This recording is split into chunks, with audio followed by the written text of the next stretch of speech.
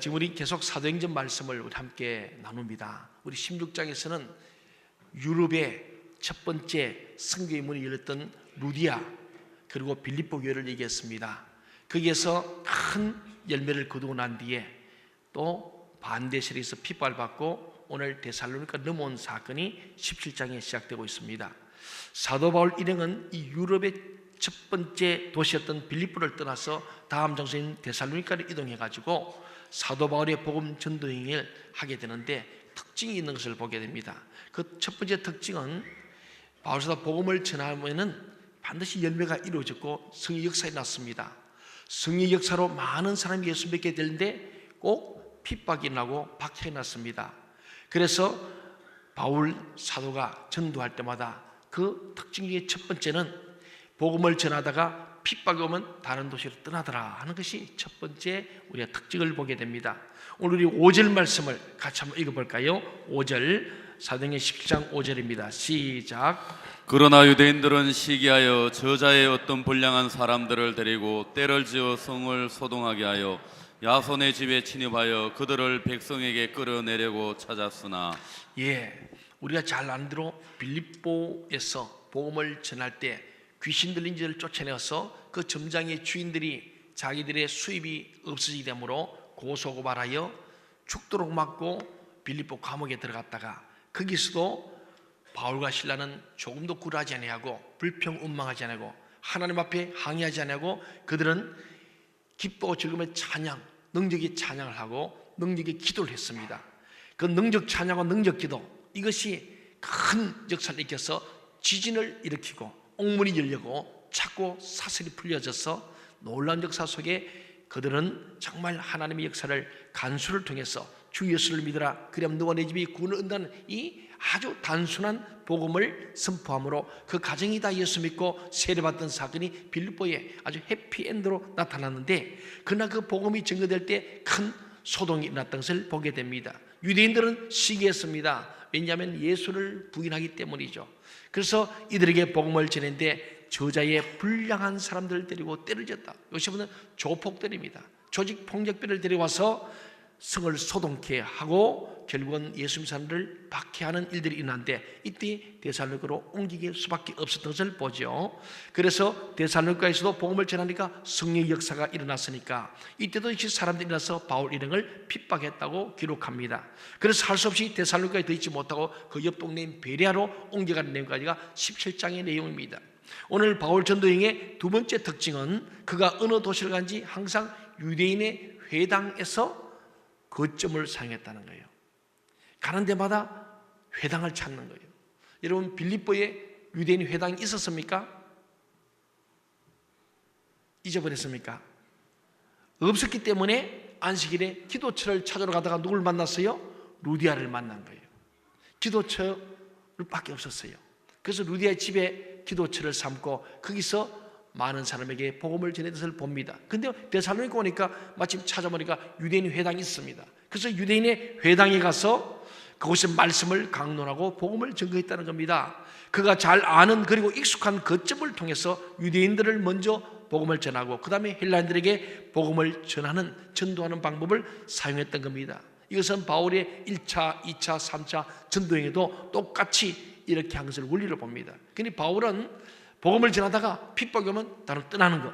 두 번째는 새로운 것이 가면 반드시 유대인의 회당을 찾아서 거기에서 복음을 전했다. 이게 두 번째 원리입니다. 세 번째 특징은 바울이 어느 곳에 가지 하나님이 준비한 사람을 만났다는 거예요.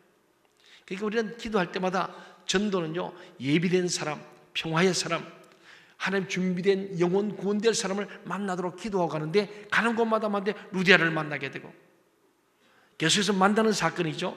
그렇습니다. 오늘 2절 말씀을 보게 되면 이 바울의 전도의 관례가 있습니다. 2절을 같이 한번 볼까요? 시작. 바울이 자기의 관례대로 그들에게도 들어가서 새 안식일에 성경을 가지고 강론하며. 이게 자기의 관례, 바울의 관례인데 쉽게 말하면 바울의 하나의 원칙, 자기의 스타일이 있었다는 거예요. 그 스타일이 뭐냐 하면은 가는 곳마다 먼저 기도하고 두 번째는 말씀을 전했다. 기도처를 찾았고 그 다음에는 유대인 회당에서 말씀을 강론했다. 전도에 왕도가 없습니다. 기도와 말씀 줄 믿습니다. 말씀을 우리가 전하는 것이고, 그리고 기도하는 거예요. 기도하고 나가고 말씀을 전하고 또 돌아서 그 전도한 사람을 위해서 기도할 때에 기도로 익혀지는 것이 전도임을 잘 보여줍니다. 바울은 무슨 일 하든지 이 두 가지를 우선순위에 두고 했습니다. 그중 하나는 기도하는 것이고 또 하나는 말씀을 전도하는 일이었습니다. 그렇습니다. 기도하고 말씀을 전하는데 어찌 기적이 일어나지 않겠습니까? 기도하고 말씀을 전하는 곳에 어찌 복음의 영광이 나타나지 않겠습니까? 우리도 바울처럼 하면은 똑같이 우리가 이런 역사를 경험하게 될 줄로 믿습니다. 우리 이제 11월 16일 오늘 관광처럼 가을마다 봄, 가을 우리가 1년에 2차례 새생명 축제가 있는데, 여러분 이번에 제가 여러분들 짐을 많이 들어주려고 그래요. 153 하니까 다들 우리 장로님들도 권사님, 항조님 10명은 도저히 불가하니까 아예 안 하는 것 같아요. 그래서 이번에 제가 기도하면서 교인들을 편안하게 해라 그러시더라고요. 그래서 다 줄여가지고 우리 한 명씩만 전도합시다. 그는 가능하죠? 예, 내가 많이 깎아줬습니다.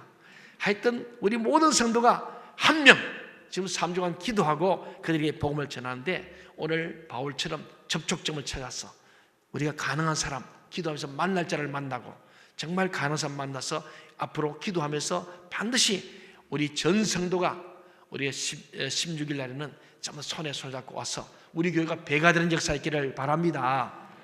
이게 배가는 어렵지 않습니다. 그렇죠? 한 명만 전도하면 됩니다. 한번 사람 인사합시다. 한 명만 전도합시다. 그런데 여러분 또 그런다고 두 사람 할 수 있는데 굳이 한 명 떼고 오면 안 됩니다. 예, 한 명 이상입니다. 한 명 이상. 여러분이 꼭 최소한 우리 한 명은 내가 전도하겠다. 가장 친한 사람, 가장 내가 최고의 선물을 주고 있는 사람 정해서 집중적으로 밥도 사주고 만나고 자꾸 하되, 오늘 바울처럼 우리가 틀림없이, 근데 복음을 전할 때 핍박하들랑 그는 중단하세요. 바울이 그랬거든요. 능력이 종인데도 핍박하고 반대하고 거부하면 거기를 두고 긍정적으로 쳐야 됩니다. 유대의 해당처럼 들을 수 있는 사람, 준비된 사람을 만날 수 있기를 바랍니다. 그래서 오늘 바울은 기도하고 말씀을 전했더니 전혀 복음이 없던 유럽 지역에, 헬라 지역에 복음이 들어간 겁니다. 네 번째 특징은 빌립보나 데살로니가에 또 베레아에서 보면은 이 바울의 전도 여행은 그렇게 한 곳에서 오래 머물지 않았다. 주로 한 달 남짓했다는 거예요. 빌립보도 데살로니가 한 달 조금 더 될까 말까요. 오늘 데살로니가도 오늘 얼마간 머뭅니까? 오늘 새 안식이란 말이 나오잖아요. 2절에 새 안식일은 뭘까요? 안식일을 3번 지냈다는 거예요. 우리가 힌트가 나오죠? 세일입니다. 세일에 3주간 새 안식일 세일에 3주 한 21일 정도 회당에서 말씀을 강론했다는 그런 말씀이죠. 아무튼 그가 회당에서 강론하는 기간이 한 3주 정도인데, 놀라운 사실은 짧은 기간이었지만 그동안 많은 열매가 있었다는 사실이에요. 복음을 전할 때 정작 문제는 시간이 문제가 아니고 내용이 문제입니다. 질이 문제예요. 얼마나 집중적으로 기도하고 말씀을 핵심을 전하냐에 따라서 거기에는 복음이 왕성하게 됨을 말씀합니다. 우리는 지금 얼마나 많은 사람에게 얼마만큼의 큰 영향력을 주고 있습니까? 특히 우리가 만나는 사람들이 얼마나 제대로 그리스도를 보여주었으며 얼마나 크게 영적 영향력을 끼쳤습니까? 시간이 문제가 아니라 내용이 문제입니다. 여러분의 열정입니다. 영원 사랑의 열정이 제일 중요한 거예요. 여러분 나 혼자 천국 갈 수 없잖아요. 동의하십니까? 내 남편 두고 아내 혼자 천당 룰루랄 할 수 없잖아요. 정말 내 부모님 두고 어떻게 우리가 나 혼자 천국 가시겠습니까? 대구에 있는 김길자 권사님, 그분이 그랬어요. 책 제목이 나 혼자 천국 갈 수 없잖아요 하는 책이 나왔습니다. 전도왕이죠. 자기 생각에 나 혼자 천국 갈 수 없어. 남편 안 믿는 남편 두고 갈 수 없어. 우리 자녀, 우리 부모님, 일가친척, 친구들 자꾸 확장하다 보니까 그들을 향한 큰 열망 때문에 눈물로 기도하면서 저들이 지옥 갈 생각하니까 천국으로 이끌어 있다. 그래서 전도하다 보니 전도왕이 됐다는 겁니다. 한번 따라합시다. 나 혼자 천국 갈 수 없습니다. 함께 가기를 원합니다. 그래서 지난 16장에 바울이 말합니다. 주 예수를 믿으라 그러잖아요. 중요한 얘기입니다. 그러면 너와 내 집이 구원을 받는 거예요. 내가 예수 믿으면 우리 가정이 구원받는 것이 하나님이 정한 이치예요. 안 되는 것은 기도가 아직 부족한 겁니다. 우리의 영혼사랑의 열망이 부족한 겁니다. 긴박감이 없어 그렇습니다. 3절을 다 함께 한번 읽어보도록 하겠습니다. 3절 시작. 뜻을 풀어 그리스도가 해를 받고 죽은 자 가운데서 다시 살아나야 할 것을 증언하고 이르되 내가 너희에게 전하는 이 예수가 곧 그리스도라 하니. 예, 3주라는 짧은 시간 동안에 바울이 전해준 메시지의 내용은 딱 두 가지입니다. 방금 3절에 나오죠. 첫째는 예수 그리스도께서 죽은 자 가운데서 다시 살아나야 할 것을 증명하는 것이었다. 더 쉬운 말로 하면 예수 그리스도의 십자가와 부활을 증명했어요. 풀어서면은 너희 모든 인류를 위해서, 너희 모든 사람의 죄를 인하여서 예수께서 십자가에 고난을 받으시고 십자가에 못 박혀 돌아가셨다. 그리고 하나님께서는 그 죽은 예수를 3일 만에 다시 부활시켰다 하는 내용이에요. 그래서 바울은 가는 데마다 논쟁을 하고 신학적으로 철학적으로 하다가 그것은 의미가 없으므로 그걸 다 버리고 오직 예수의 십자가와 부활만 내가 증언하기로 작심했다는 거예요. 그러니까 전도를 해보니까 결국은 십자가 부활 외에 없더라. 쉽게 말하면은 그렇습니다. 바울의 복음 메시지의 중요한 것은 결국 예수님의 죽으심과 부활입니다. 그 일을 하신 분이 누구냐? 두 번째 메시지는 예수는 뭐라고요? 그리스도라고 말하는 거예요.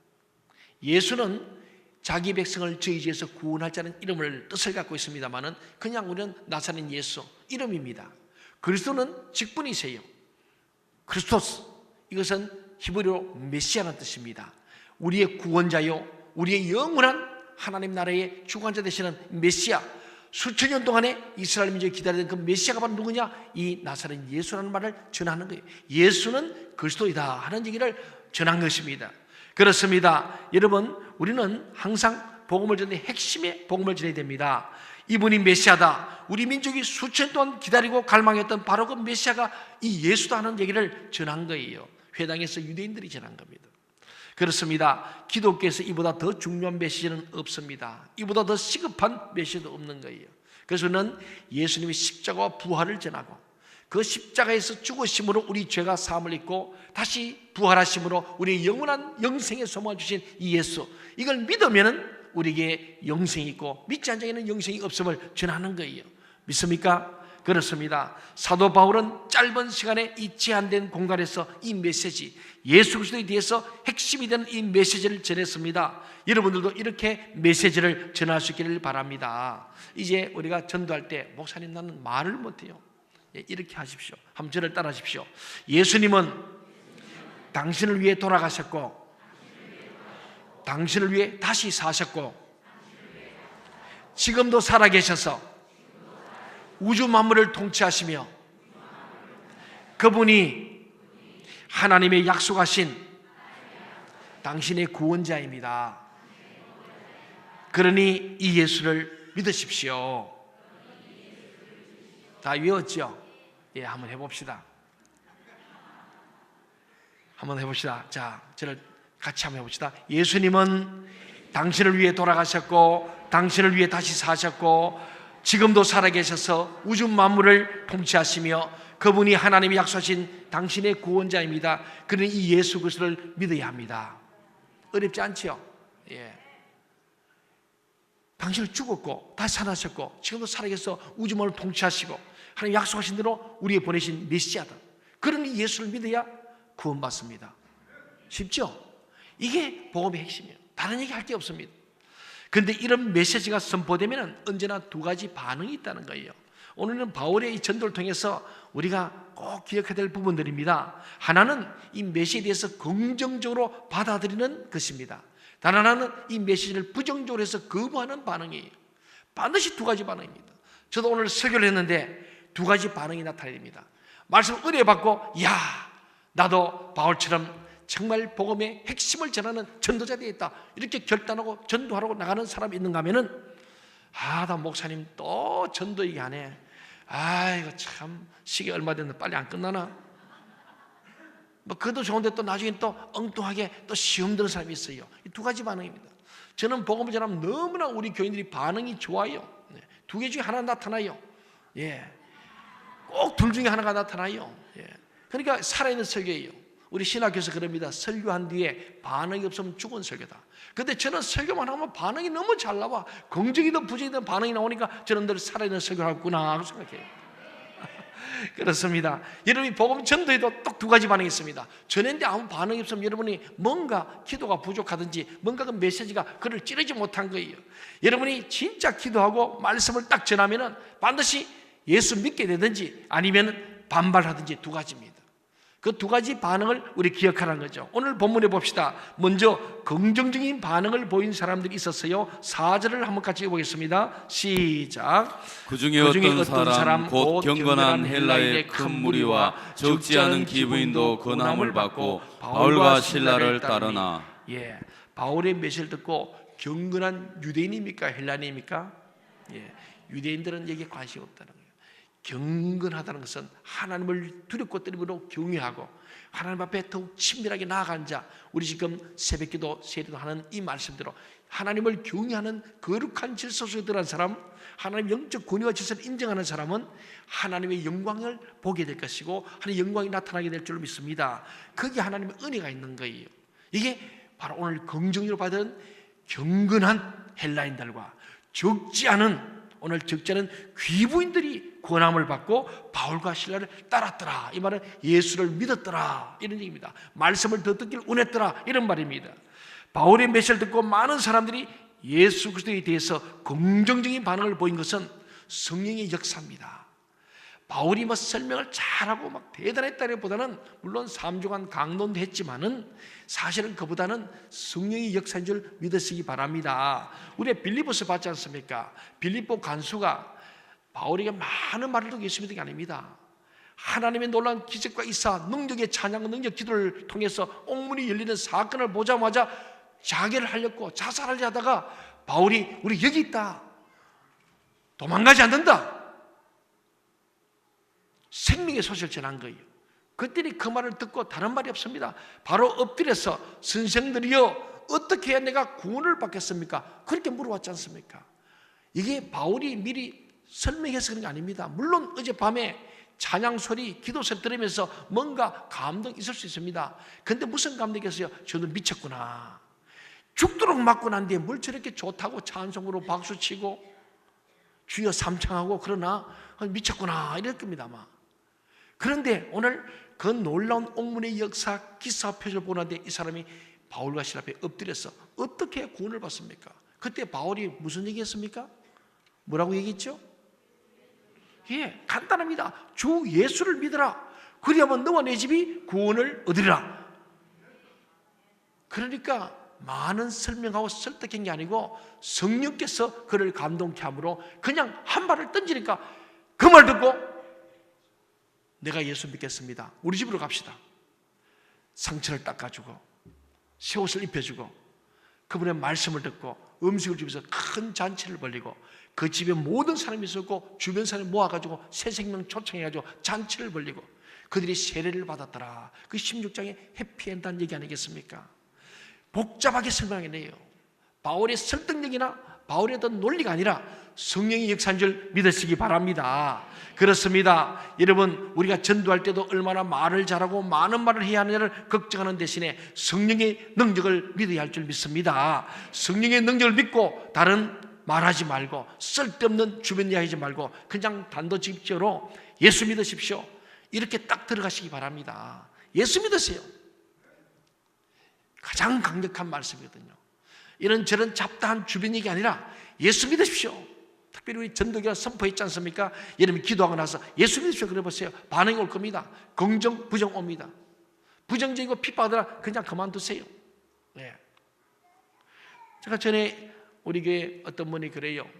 목사님, 저는 우리 교회 편에 무당을 반드시 내가 전도하겠습니다. 그 내가 너무 무리하지 마시라고. 그래 갔다 오더니 그런 거야. 갔더니 오만 무량 대욕을 다 하고 소금을 뿌리고 재수 없다고 뿌리고 나중에 세 번째까지 또 물까지 뿌리더래요. 그래서 억울하다고 내한테 왔어 그러더라고요. 그러니까 성경에 보면은 핍박하면은 굳이 무리하지 마라 그랬다. 하나님 예비된 자를 구원하는 거다. 예수님께서도 70인 전도 파송하면서 가서 그의 복음을 받들고 복을 받길 원하는 자는 거기에 축복하고 안 받으면 발을 털어버리고 떠나라 그랬잖아요. 주님의 방법입니다. 여러분 절대로 복음에서 싸우지 마세요. 복음 전하다가 성질 나가지고 내가 너 복주려고 하는데 왜 이러냐 하고 막 욕을 해버리면은 이거 복음 방해되는 거예요. 여러분 절대로 죄짓지 마세요. 우리는 지금 복주려고 갔는데 싸우면 되겠습니까? 바울도 핍박이 오면 거기서 딱 하고 피하는 거예요. 그리고는 두세요. 그러면 그 사람이 하나님이 성령 역사하면은 그것이 그래서 천부의 의지 없어서 죽게 돌아옵니다. 사울이 너는 예수를 핍박하라 교회를 핍박하자 그 말 듣고 그냥 주님 앞에 ቁ꾸렸지 않습니까? 다 강력하게 반대하세요. 꼭 예수 믿어요. 제가 경험상 그래요. 막 예수 믿으라 하면 그걸 반대하고 내 주먹을 믿어라 그러고 뭐 밥이 생기나 돈이 생기나 그런 사람 하나 있는데 그냥 전하세요. 그러면 예 알겠습니다 하고 제가 위에서 기도하겠습니다. 그러고 오세요. 오고 생각할 때 기도하세요. 오늘 만났던 그 횡패 부리는 조폭 같은 사람 주님께서 구원하여 주십시오. 기도하는 거예요. 그런데 그 사람 언젠가는 예수 믿습니다. 그래서 여러분 이 성경에 참 지혜로운 이 바울사도의 전도 방법을 우리가 잘 봐야 합니다. 그저 우리는 예수 믿으십시오. 입니다. 고구마 전도배에서도 예수 믿습니까? 물어보고. 예. 그럼 믿는다 안 믿는다 하면은 예수 믿으면 참 좋습니다. 예. 너무 좋습니다. 너무 좋다 하면 인상 쓰면 안 돼요. 너무 좋습니다. 그러니까 그 사람 보니까 진짜 천사 보니까 얼굴 보니까 너무 이쁘고 환하고 행복해 보여야 돼요. 너무 좋습니다. 그럼 그 사람이 뭐 하잖아요. 그럼 그래도 예수 믿어야 됩니다. 예, 욕하더라도 그래도 예수 믿어야 됩니다. 그런데 기도하겠습니다. 다음에 또 만나면 기도하고 있습니다. 그랬어요. 그럼 가슴이 출렁들어 앉아요. 주게 계속 나 기도한대요.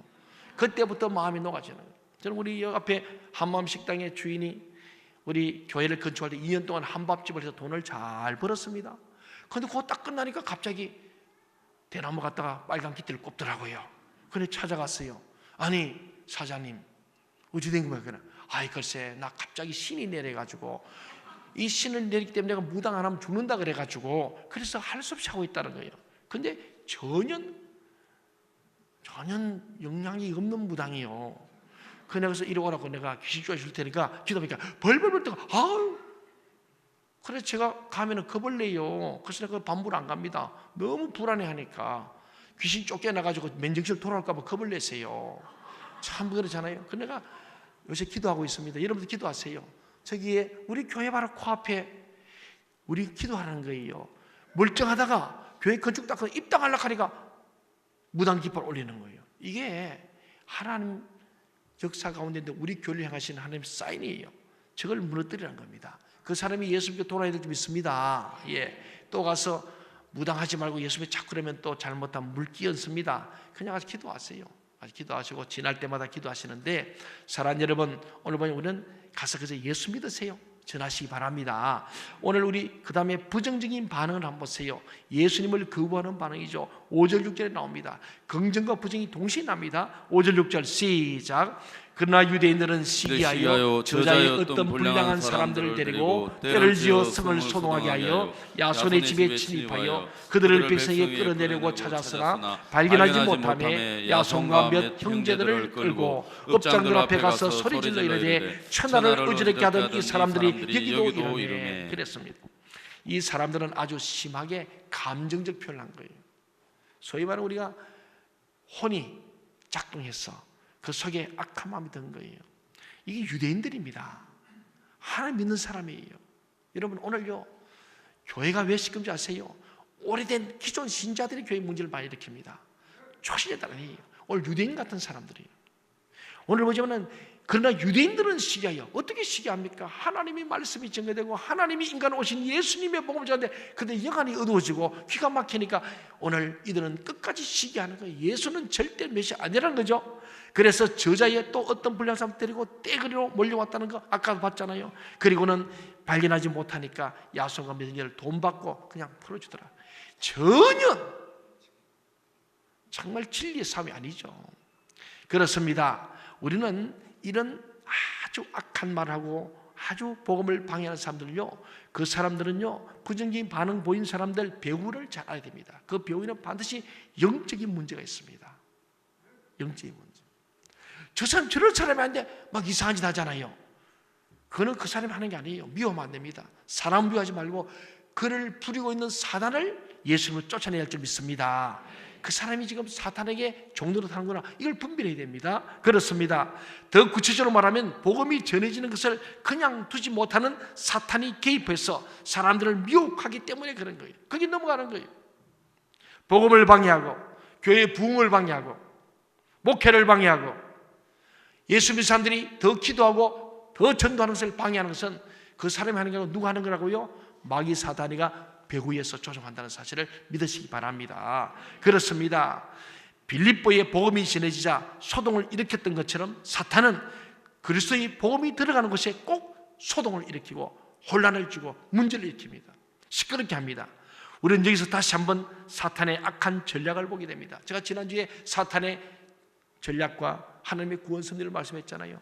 그 내용들이 그대로 재현됩니다. 사탄은 빌립보에서처럼 사람들을 선동하고 여론을 일으키고 성을 소동케 하는 거예요. 사람을 선동하여 정치적인 이슈를 만들고 여론을 조작하는 것이 마귀의 방법이에요. 하나님 절대 그렇지 않습니다.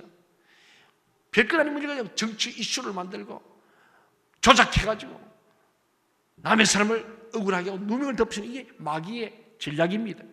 지금 한국 사회에서는 이런 방법을 쓰는 사람들이 너무 많다는 것이 큰 문제입니다. 그러므로 우리 가운데는 이런 방법을 이용하는 사람들이 없기를 바랍니다. 없기를 바랍니다.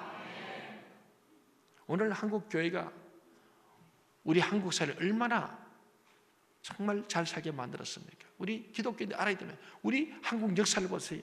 언제부터 우리나라가 제대로 공부하고 제대로 병을 고치고 제대로 고아와 양론 복지가 생겼습니까? 우리 기독교 개신교가 들어옵니다. 천주교가 아닙니다. 천주교가 200년 돌았지만 천주교는 제사 지내는 문제로 많이 숨겼고 이분도 복자를 했죠. 프랑스가 왔지만은 그 복자 뭐냐? 제사 지내기 때문에 순교한 사람이에요. 근데 지금 천주교는 다 양보고 제사 지내고 술 먹고 다음에 다 하지 않습니까? 나는 다종교를 비난하는 게 아닙니다. 천주교 역사를 보세요. 한국 사회에 끼친 게 뭐 있어요? 없어요. 1808년에 아일랜드 언두 들어오면서 그때부터 우리나라가 드디어 개화기라 그래요. 개화기. 그때부터 나라가 열려졌습니다. 학교가 생기고 병원이 생기고 복지관이 생기고 지금 한국 사회에 문제가 생기면요 기름주 출산도 기독교인들이죠. 다 계시죠. 천주교가 얼마 없니까? 불교인이 옵니까? 안 옵니다. 지금 우리 사회복지하는 사람들 전부 다 기독교입니다. 많이 합니다. 우리는 정말 이 한국 사회에서 가장 존경받고 가장 칭찬받아야 될 것이 교회인 줄 믿으시기 바랍니다.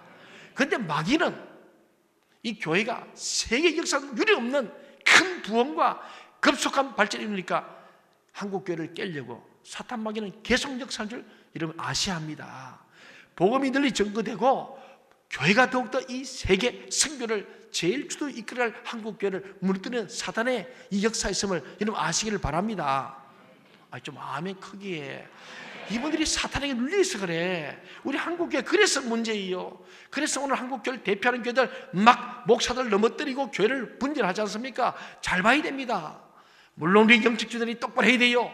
영주들이 하나님의 거룩하고 경건해야 됩니다. 그래도 불구하고 오늘 예수님도 제자들에게 나를 위해 기도하라 그랬잖아요. 바울도 나를 위해 기도해다오. 내가 넘어지지 않도록. 저도 이런 부탁하잖아요. 우리에게 하루에 3명씩 계속해서 금식하며 기도하는 이유가 뭡니까? 사단은 끊임없이 우리 교회를 무너뜨리기 위해서는 저를 넘어뜨립니다. 그래서 이 교회가 무너지길 바라는 게 사탄의 1차 전략이에요. 부목사님들, 장로님들, 교회 지도자를 넘어뜨리는 거예요.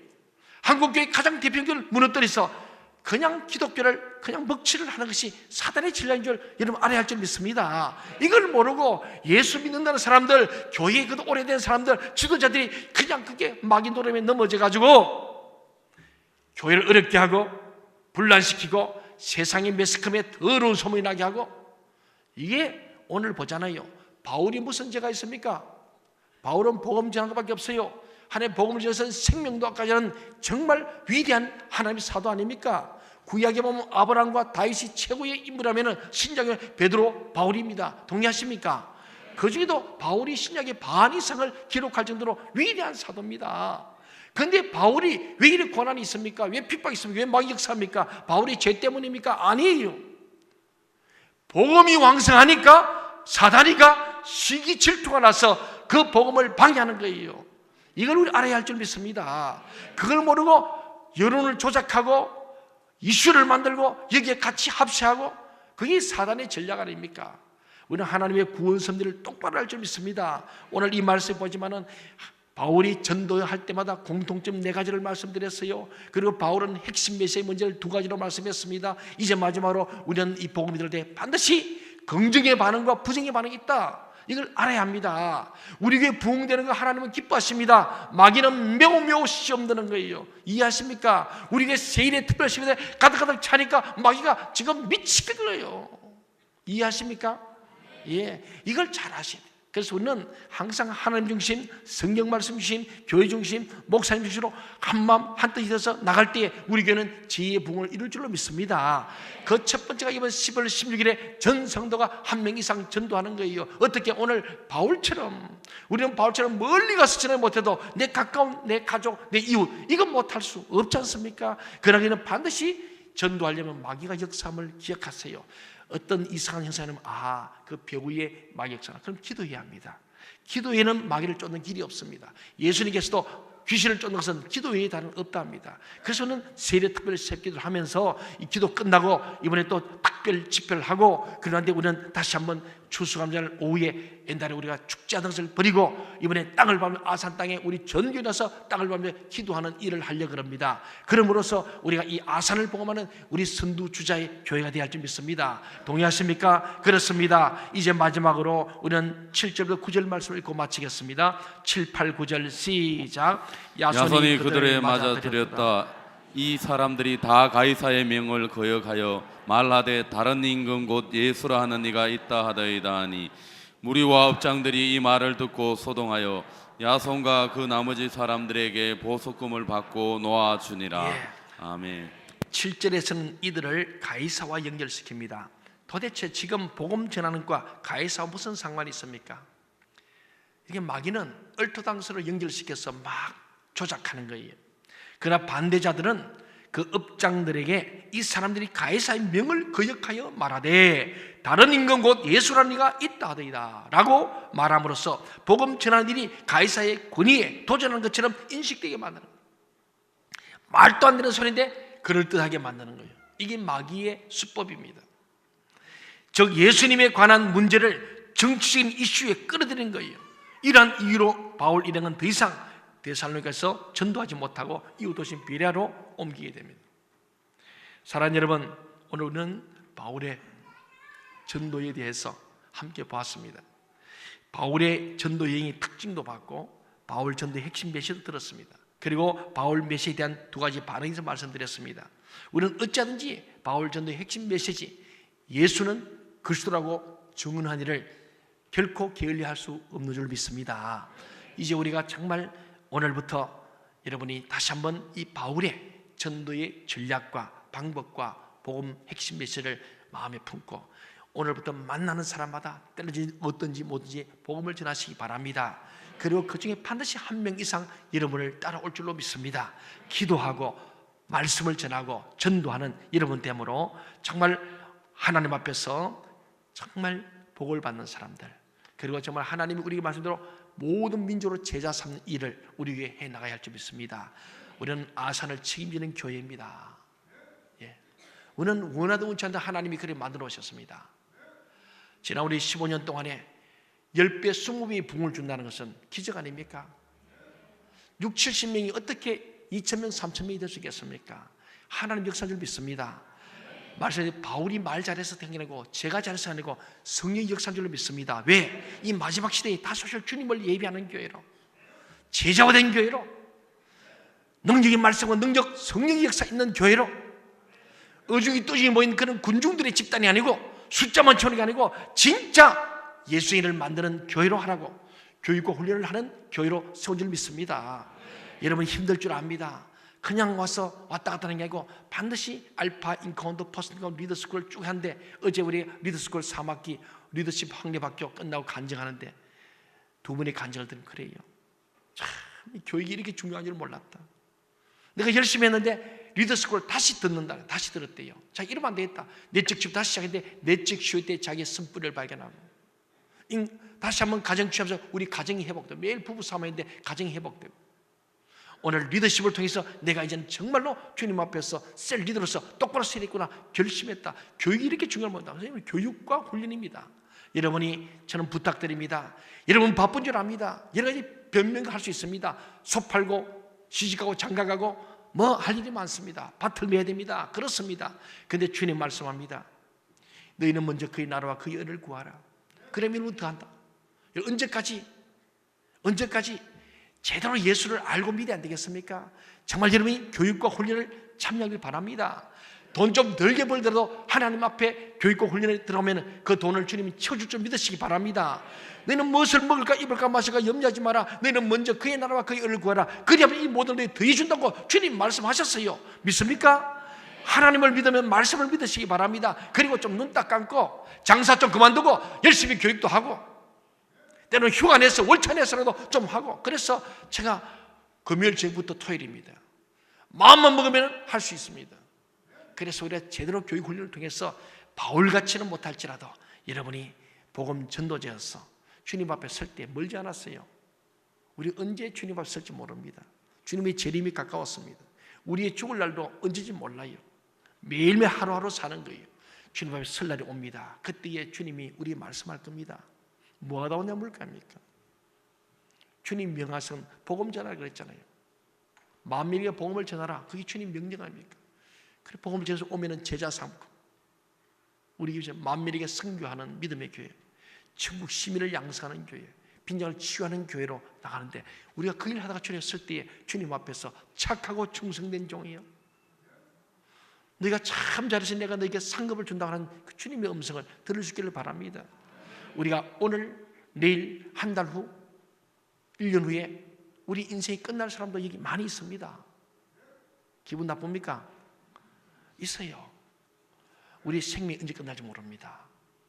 주님 앞에 긴박감을 가지고 정말 제대로 교육과 훈련을 통해서 주님의 제자 되어져서 땅까지 복음 전하는 저와 여러분 우리 교회 되기를 간절히 소원합니다. 아멘. 기도하겠습니다.